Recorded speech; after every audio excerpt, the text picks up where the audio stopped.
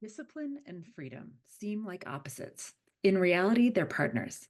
Discipline is not a lack of freedom, it's a harmonious relationship with time. I read that sentence when I was reading Rick Rubin's book, The Creative Act, and it sort of stopped me in my tracks for just a minute or two. Well, maybe longer because I've been thinking about it since, and I read this book probably a year ago. But let me repeat that again. Discipline and freedom seem like opposites.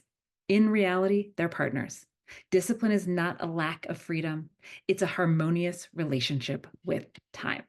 Now, why did this particular quote stop me in my tracks? What was it about this in particular? Well, I think that it summed up a whole lot of what I believe about time and what I'm trying to get across about time and what I'm trying to help people with about time. And so I want to dive a little bit deeper into this with you.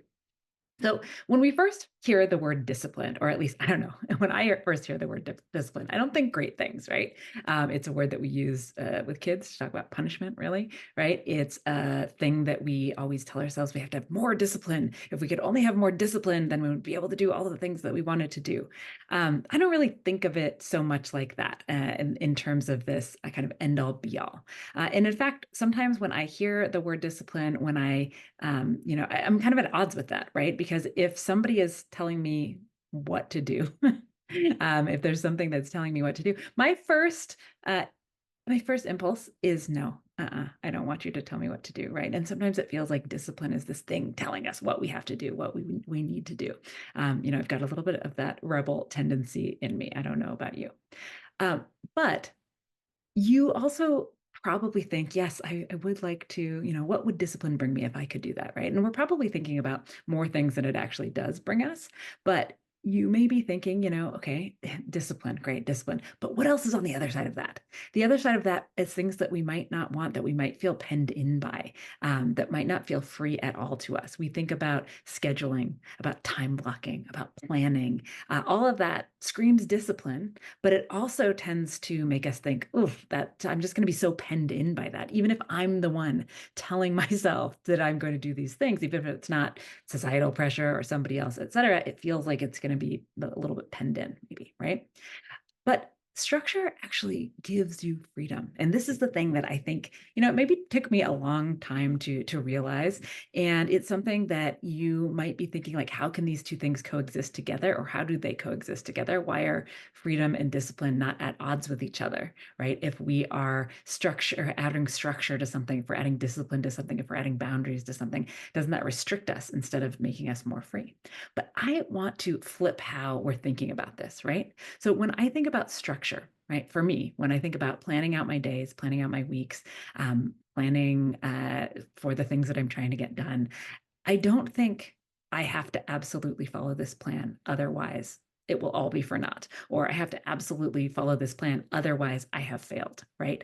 No, I think of it as a scaffolding, as a structure that's supportive, that helps me to do more of the things that I want to do than the things that I don't want to do. Now, will it go exactly to plan? No, it never does, right?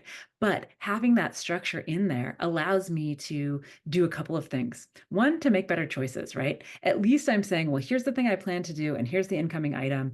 Is this thing that's incoming rightfully knocking other things out of the way, or do I need to push back a little bit on that? A plan helps, structure helps, a little discipline helps with that, right? On the other side, when I have planned time to do something, like today, I planned to create these YouTube videos and to write a few blog posts. Within that structure, I am now feeling very free, right? I'm feeling free to focus on the thing that I wanted to focus on without all of the other things coming into my mind, all the other things I could be doing, should be doing, want to be doing, etc. Because I've planned, put some structure, put some discipline around this time. Now I know that actually the only thing I need to think about right now is the thing right in front of me. I have that freedom of thought, that freedom of movement, that freedom to act kind of within this structure. And that's something that if it's not planned, if I don't have some structure, some discipline around that, then I don't know about you, but I tend to go into the ping ponging all around between all of the different things, and maybe not making that much progress on any of them. Maybe feeling like at the end of the day, that wasn't a great use of my time. Now, I bet when you're listening to PE say the word plan, you might even be thinking, "God, planning, what's the point, right? It's scary to do and it's futile anyways. Things always change. What's the point of planning? Trust me, I've heard this before, right? And I think that there's so much value in planning because it helps us to provide a little bit of that structure, a little bit of that discipline that we need to be able to have the freedom, right? So you want to think of a plan as a guide. You want to think of it as a fallback. You want to think of it as a default, unless other things change, right? But not enacting your plan exactly as you have decided to enact it is not a failing, right? In fact, if you got new information that should affect your plan and you didn't do anything with that new information, you didn't change your plan at all, well, that would be the wrong thing to do, right? Not just blindly enacting your plan, even though there's other things, there's new information, there's things changing around you. Maybe that thing changing around you is how you feel, right? Maybe it's that you made a plan and actually, like, you don't have the energy to enact that plan. You need to change things. You need to swap things around. You need to make things different. But I think about this kind of planning, discipline, structure, freedom, all of these words together, right? I think of this as kind of closing that gap between what you think should happen and what is actually happening, and how when we enact some planning, when we put some balance or put some structure around these things, that actually allows us to be more realistic with our time, more realistic with what we want to do. So, discipline, we can call it discipline. We can call it structure. Sometimes I like to call it structured fluidity, right? We need to have some room to breathe in the structure that we put in.